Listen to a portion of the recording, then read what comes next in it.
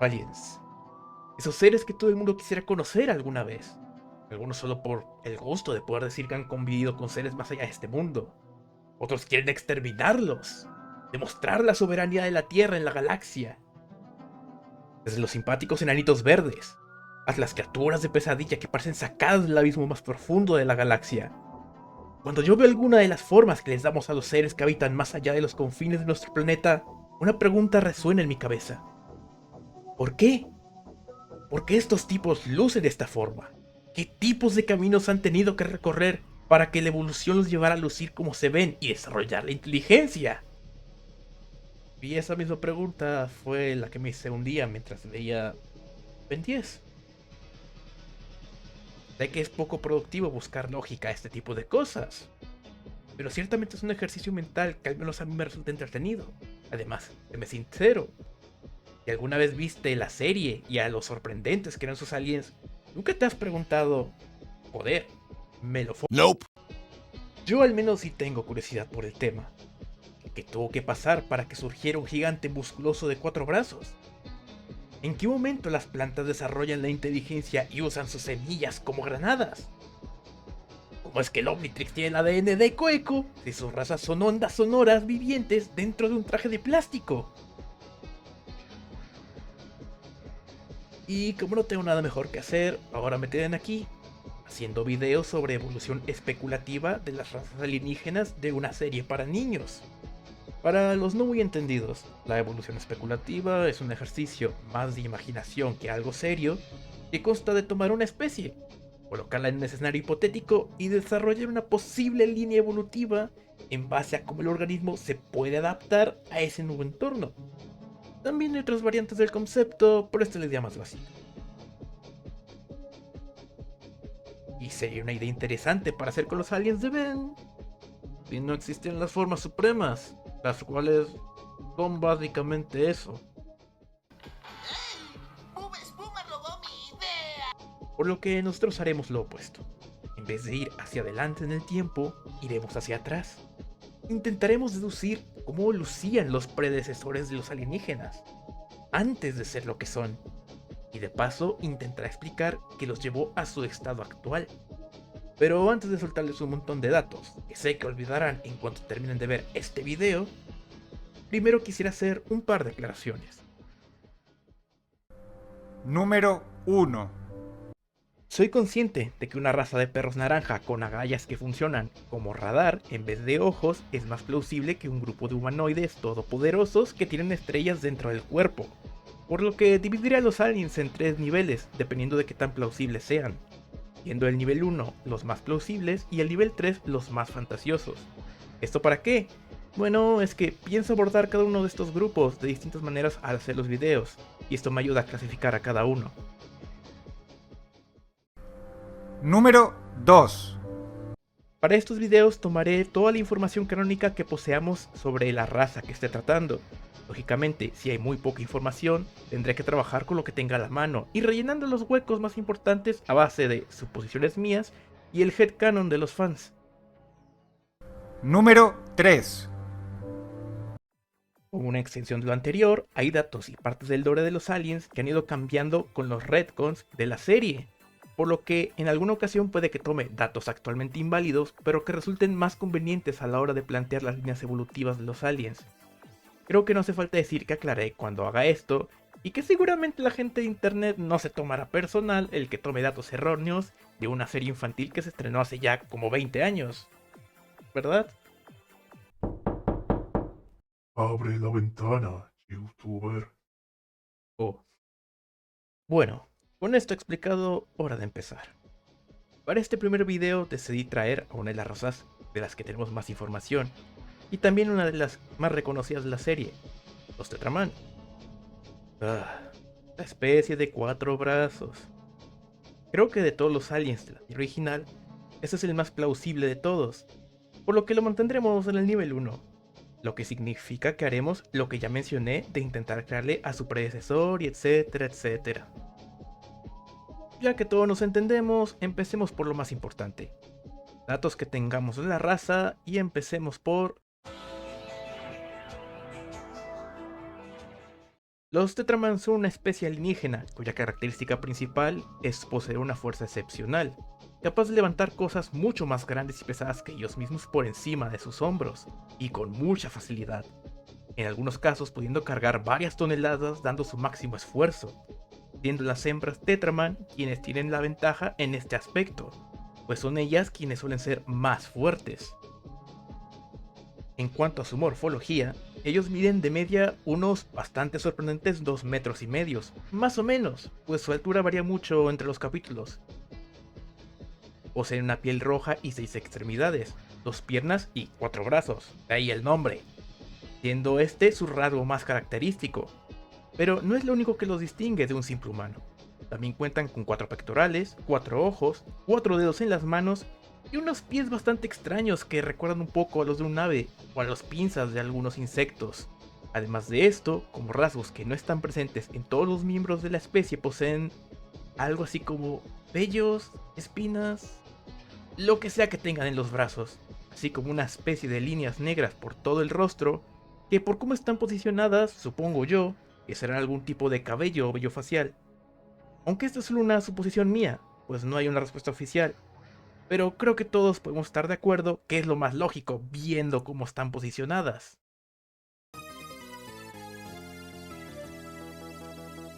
Pero bueno, dejemos de ver el cuerpo de los aliens musculosos y pasemos a revisar su planeta, Koros.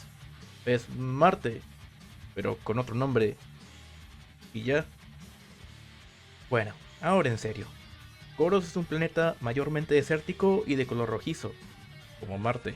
Aunque, según la wiki de la que estoy sacando todo esto, porque no recuerdo el episodio en el que se menciona, el que Koros sea a día de hoy un desierto casi en su totalidad es culpa de los propios Tetraman, quienes no paran de pelearse entre sí.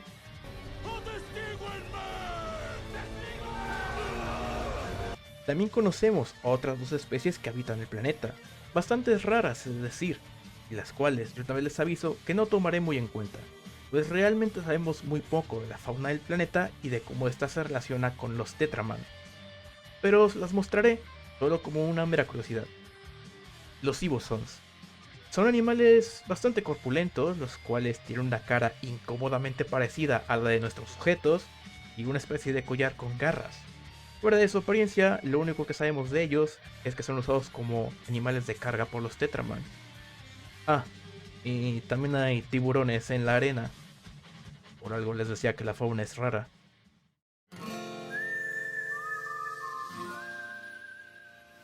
Ahora pasemos con su cultura. Esta es el equivalente a tomar vikingos y encerrarlos en una arena de gladiadores romanos. Pues verás, los Tetraman son un pueblo que le encanta resolver todo a golpes. No quiero decir que sean bárbaros que se la pasan matándose todo el día. Bueno, un poco.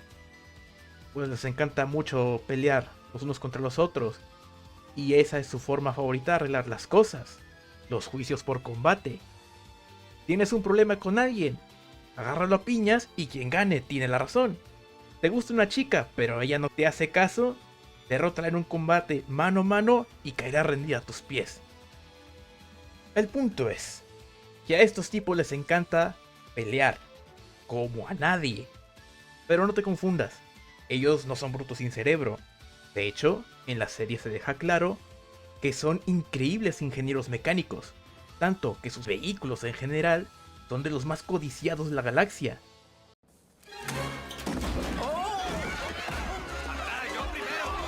Pese a su estilo de vida tribal, son asquerosamente ricos por esto. ¡Por el amor de Dios! En una ocasión, Ben conoció al rey de los Tetraman y el sujeto tenía un coche hecho de taidenita, el material más costoso de la serie.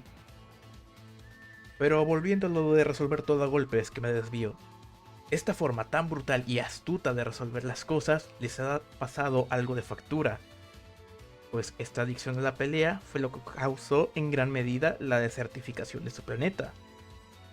Nunca se especifica del todo por qué pasó o cómo. Lo que yo sí tengo es una teoría del por qué la lucha es tan importante para ellos. Quizá en un pasado remoto tuvieron razones de peso para pelear los unos con los otros, pues seamos sinceros, por más belicosos que sean, es casi imposible que una raza que gusta de pelear principalmente a puños y a lo mucho con armas de corto alcance, fuese capaz de convertir un planeta entero en un desierto. Algo me dice que en algún punto ya lejano de la historia del planeta, comenzó este proceso por sí mismo, el cual provocó que la comida escaseara, detonando una guerra masiva entre las especies de ese entonces. Y aunque con el tiempo el clima de Koros encontró un equilibrio y con ello también sus especies, el deseo de pelear persistía en los Tetraman, y sus peleas, al llegar a la era industrial, impulsaron otra vez la desertificación del planeta, haciendo que se terminara expandiendo aún más el desierto hasta casi la desaparición de sus áreas verdes. Digo casi porque creo que es muy lógico que de lo contrario ya estarían muertos si las plantas y el agua de su planeta hubieran desaparecido.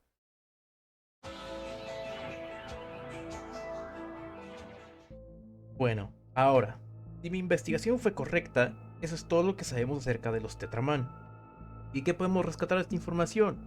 Bueno, pues con tan solo analizar lo que tenemos a simple vista, podemos notar que ciertas características no encajan con nuestra idea de un mamífero terrestre común, como tener más de 2 pares de extremidades, más de un par de ojos. Eso sumado a otros datos que veremos más adelante de la especie, me hacen pensar que los Tetraman no son exactamente mamíferos, o al menos no durante toda su línea evolutiva. Así es, creo, supongo y sostengo que nuestros amigos, la raza de colosos carmesí, no son más que el resultado de millones de años de evolución de una especie de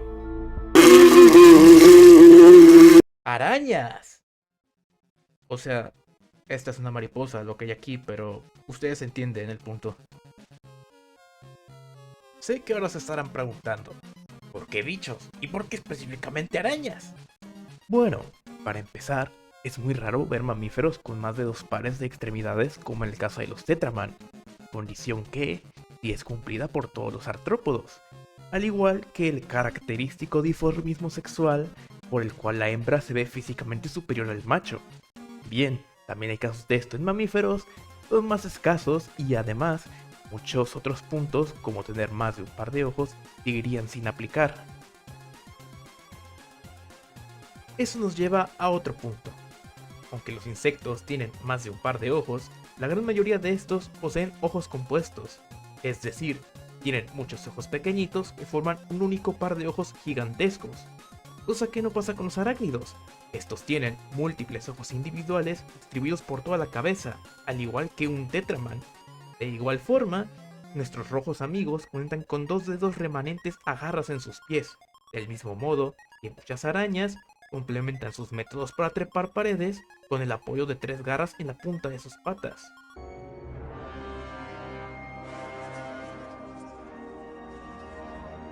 Como podrán comprobar, hay múltiples aspectos similares en su morfología. Yo sé, ahora mismo estarán haciendo 2 preguntas muy válidas. Primero, si es una araña, ¿dónde quedó el veneno? ¿Y la telaraña? Y la respuesta es muy simple. ¿De verdad crees que estos tipos necesitan veneno y telarañas? Seguramente fue una capacidad que perdieron hace mucho tiempo, o que a lo mejor ni siquiera desarrollaron en un principio. Aún no sabemos cómo es la especie en su pasado. Segundo, ¿que no se supone que una especie no se transforma en otra? O sea, que no podría haber arañas que pasaran a ser mamíferos. Sí, pero no. Me explico. En teoría, un insecto podría evolucionar y desarrollar rasgos propios de un mamífero, pero esto no lo volvería uno. Seguiría siendo un insecto o a lo mucho su propia cosa aparte. Aún así, yo me inclino a creer que es más plausible que una especie de arácnidos desarrollen un cuerpo más antropomórfico y una inteligencia superior a que alguna otra especie evolucione a un físico antropomórfico con estos rasgos tan propios de los artrópodos y después encima desarrollen la inteligencia superior. A partir de aquí lo que toca es construir nuestra narrativa, explicar cómo esto alguna vez fue esto. Empecemos por nuestros sujetos. Estos eran una especie de arañas especializadas en la cacería por emboscada. De este modo, su capacidad de envenenar o tejer redes pasa a un segundo plano, y permite que en un futuro se deshagan más fácilmente de estos atributos innecesarios y es que aún los conservasen. De igual modo, esto da más sentido a su futura fuerza descomunal, pues las arañas que cazan por emboscada, como las tarántulas, se destacan por ser más grandes, rápidas, sobre todo fuertes que sus compañeras tejedoras. Por sus tácticas de caza, su cuerpo debería ser de tonos similares a los de sus escondites, y en este caso, como hablamos del planeta de Koros, serían rojos. Lo que de hecho nos lleva a nuestro siguiente punto, la atmósfera del planeta. Tomando en cuenta lo que sabemos del planeta, podríamos deducir que es un lugar muy rico en oxígeno. ¿Esto por qué? Pues podemos suponer que, al igual que Marte, el color rojizo de su superficie se debe a la oxidación de las altas concentraciones de hierro en este, oxidación que lógicamente solo puede darse con la presencia de oxígeno. La cosa es que en Marte ese color es más bien superficial. La roca en su interior, o al menos la que hemos podido observar, es de un color más común, mientras que en Koros todo es rojo, de adentro a afuera, lo que indica que el hierro en la roca subterránea también está mezclado con oxígeno, lo que nos confirmaría que el planeta debe tener oxígeno en abundancia. También tenemos el tema de los biomas del planeta. No podemos decir con exactitud la biosfera que tenía el planeta antes de que fuera un desierto rojo, obviamente, pero por las palabras de los propios Tetraman, ciertamente podemos estar seguros de que alguna vez fue un lugar con una vegetación más abundante y por ende con más fuentes de alimento. De hecho, es de aquí de donde yo sostengo que proviene ese gusto ancestral de los Tetraman por la pelea. Con la desertificación del planeta, también tuvo que venir una reducción en las presas disponibles, lo que llevó a los integrantes de su especie a competir entre ellos por la comida. Y al ser especies de arácnidos sin un veneno potente, estos competían por ellas atacándose con sus colmillos los unos a los otros. Táctica que tomaba tiempo y sobre todo energía que no podían darse el lujo de perder ante la escasez. Estos hechos los llevarían a desarrollar una nueva técnica para quitarse a sus primogénitos del camino, aprovechar su gran fuerza y, cual escarabajos, lanzarlos lejos del lugar valiéndose de sus patas delanteras.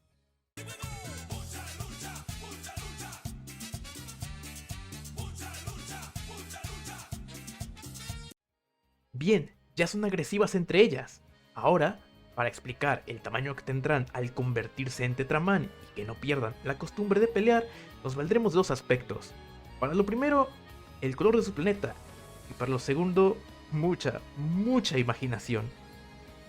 Como ustedes seguramente ya saben, uno de los factores que influye en el crecimiento máximo de una especie es la cantidad de oxígeno que se halla en el aire, aspecto que, damos por hecho, el planeta Koros cubre con creces derivado de su coloración roja y todo lo que hemos ya dicho sobre esta, haciendo que nuestras arañas sean de un tamaño adecuado. Pues los artrópodos en general tienen pocas, por no decir nulas, chances de desarrollar una mente compleja, así que diremos que son enormes para medio parchar ese pequeñito detalle. Y así también nos evitamos el problema de explicar cómo pasaron de ser tan pequeños a mastodontes de músculos. Ahora sí, retornando a nuestra línea del tiempo, el planeta se está secando, las plantas escasean, todo parece perdido, hasta que recuerdas que si aún hay vida en el planeta, es que alguna fuente de sustento debe haber en algún lugar.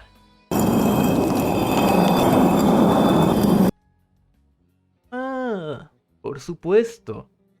Las especies del planeta comenzaron a migrar al interior del mismo buscando los depósitos de aguas subterráneas, los cuales tuvieron que aumentar su tamaño con todo el agua que ya no podía mantenerse en estado líquido en la superficie, pues estamos dando por hecho que la razón de la desertificación es por un aumento considerable en la temperatura, las cuales, como detalle importante, deberán contar con vida microscópica, la cual tenga la facultad de transformar el dióxido de carbono resultado de la actividad volcánica subterránea en oxígeno, pues por más presente que esté este elemento ya en el aire, sin un medio que lo produzca dentro de la caverna, su única entrada sería a través de las bocas de las mismas, lo cual indudablemente limitaría o directamente imposibilitaría la vida subterránea a grandes profundidades como estamos proponiendo.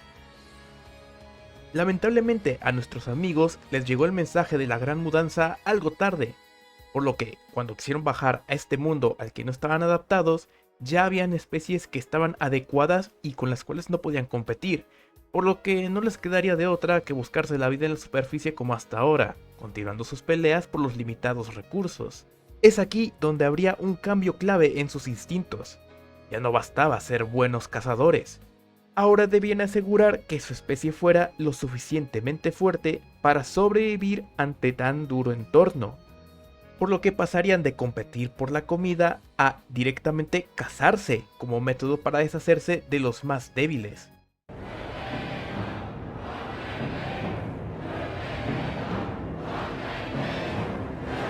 Y aquí es donde empieza lo loco, pues durante todo este tiempo solo habían recibido mejoras en las capacidades de sus patas delanteras para enfrentarse entre ellos, pues sus colmillos seguían siendo lo suficientemente eficaces para cazar a sus presas, por lo que, ante este cambio de paradigma, carecerían de métodos eficaces para sus enfrentamientos mortales.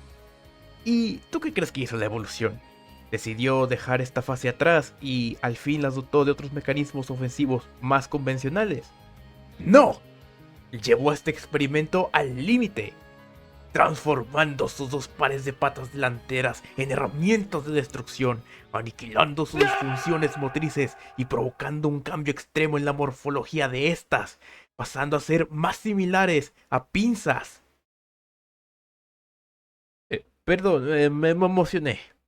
Pero sí, a partir de este punto, la evolución de nuestros ahora aracnocrustáceos seguirá el siguiente patrón. Se volverán más fuertes, parecerá que al fin pararán los cambios bruscos, y de la nada aparece una nueva mutación que rompe el meta de cómo pelean, haciéndolos cambiar drásticamente. Entre lo que encontramos podemos mencionar que su sistema vascular y respiratorio se tendrán que transformar para poder dar cabida a nuevos sistemas internos que permitan extremidades cada vez más fuertes. Su número de patas se reducirá, y su morfología cambiará drásticamente para poder sacar mayor provecho a sus nuevas extremidades, las cuales a su vez cambiarán para volverse más precisas y útiles. Y podríamos ahondar mucho más en cómo estos pasos se dieron y qué consecuencias tuvieron, pero ya es como la quinta vez que tengo que reeditar estas partes, y ya me puse la pijama. Pero tranquilos, aún nos queda un último paso, el desarrollo de su intelecto. Ahora mismo podríamos compararlos con los Homo erectus. Se parecen bastante a lo que ya conocemos, pero aún les falta camino por recorrer. Y tú sabes qué pasó cuando nosotros éramos Homo erectus. Desarrollamos un mejor cerebro. A estos gimbros de las cavernas no les bastó solo tener un buen par de músculos. También necesitaban un cerebro más complejo, para matarse de formas más complejas.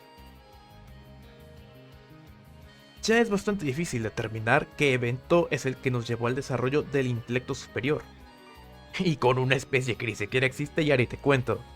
Pero por motivos cómicos más que nada, diremos que simplemente un día nuestros cavernícolas alienígenas descubrieron que golpear a alguien con una roca en vez de un puño hacía más daño, y que cuando dicha roca se fragmentaba haciéndose más filosa, hacía incluso más daño. A partir de aquí, los Tetraman comenzarían a usar herramientas y aprenderían a usar su entorno, crear fuego y todas esas cosas que también hicimos nosotros alguna vez, y por los mismos motivos: matar. Pero claro, para el planeta una cosa es que unas arañas, por más grandes y fuertes que sean, se maten, y otra es que se termine impulsando el desarrollo científico solo para poder erradicar a tu vecino desde la comodidad de tu tribu.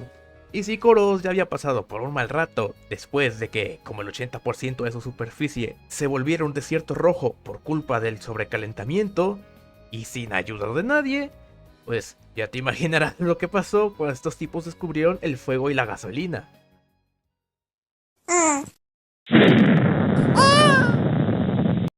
Bueno, con eso, esta vez sí ya hemos terminado. Creamos nuestra propia versión de lo que pudo ser el ancestro de los Tetraman, así como una explicación del cómo llegaron a lo que son ahora. Podría seguir con el cómo se desarrollaron a un nivel más avanzado, pero no doy más, señores. Y esto termina aquí. Díganme, ¿qué les gustó? ¿Hay algo que cambiarían? ¿Me odian porque me equivoqué en algo? Escríbanmelo en la caja de los comentarios. Y si quieres ver los próximos videos, no olvides suscribirte. Ah, cierto. Otra cosa. Quería preguntarles algo más antes de irnos. ¿Quieres ver algo horrible?